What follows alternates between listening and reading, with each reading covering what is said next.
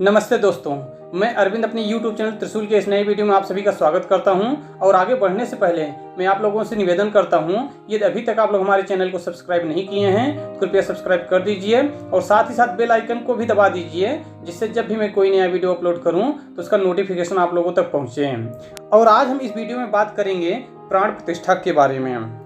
सनातन धर्म में प्राण प्रतिष्ठा का अनुष्ठान एक ऐसे पवित्र धागे के रूप में होता है जो जीवन को प्रतिमाओं में पिरोता है। जैसे जैसे रामलला के प्राण प्रतिष्ठा का दिन निकट आ रहा है, इस गहन समारोह को समझने से उपासकों और परमात्मा के बीच सीधा संबंध स्थापित करने में इसकी महत्वपूर्ण भूमिका पर चर्चा भी तेजी से चल रही है। सनातन धर्म में भगवान की प्रतिमाओं की प्राण प्रतिष्ठा सर्वोपरि महत्व रखती है और 22 जनवरी को रामलला की मूर्ति की आगामी प्राण प्रतिष्ठा के इस अनुष्ठान के महत्व को बढ़ा देती है। प्राण प्रतिष्ठा मंदिरों में प्रतिमाओं को स्थापित करने का एक अभिन्न अनुष्ठान है, जिसे महत्वपूर्ण क्षण माना जाता है जब देव देवी प्रतिमा में जीवन शक्ति स्थापित की जाती है, जो प्रतिमा को पूजा की योग्य बनाती है। प्राण प्रतिष्ठा शब्द संस्कृत से लिया गया है, जहां प्राण जीवन शक्ति का प्रतीक है और प्रतिष्ठा का अर्थ स्थापना है। संक्षेप में प्राण प्रतिष्ठा में मूर्ति को जीवंत बनाना, उसे देवता के जीवंत प्रतिनिधित्व में बदलने की प्रक्रिया शामिल है। इस अनुष्ठान के बिना कोई भी मूर्ति हिंदू धर्म में पूजा के लिए उपयुक्त नहीं मानी जाती है। अभिषेक अनुष्ठान में एक सावधानी पूर्वक प्रक्रिया शामिल होती है। प्रारंभ में मूर्ति को पवित्रता के प्रतीक गंगा जैसी नदियों के पवित्र जल से औपचारिक स्नान कराया जाता है। फिर मूर्ति को नए कपड़ों से सजाया जाता है और उसे निर्धारित स्थान पर रखा जाता है, जहां इसे चंदन के लेप से सजाया जाता है।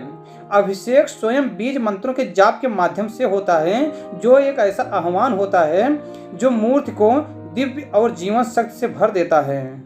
इस अनुष्ठान में पुजारियों और आचार्यों की भागीदारी शामिल होती है, जो मूर्ति के विभिन्न हिस्सों को छूते हैं और निरंतर मंत्र उच्चारण से देवताओं का आह्वान करते हैं। इसके बाद सुगंधित जल और फूलों के साथ दिव्य नेत्र खोलने से अभिषेक प्रक्रिया समाप्त होती है।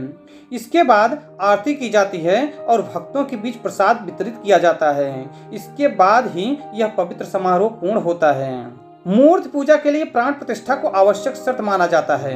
ऐसा माना जाता है कि इस प्रतिष्ठा के बाद स्वयं देवी देवता मूर्ति में निवास करते हैं। यह अनुष्ठान उपासक और परमात्मा के बीच एक माध्यम के रूप में कार्य करता है, जिससे सीधा संबंध स्थापित करने से होता है।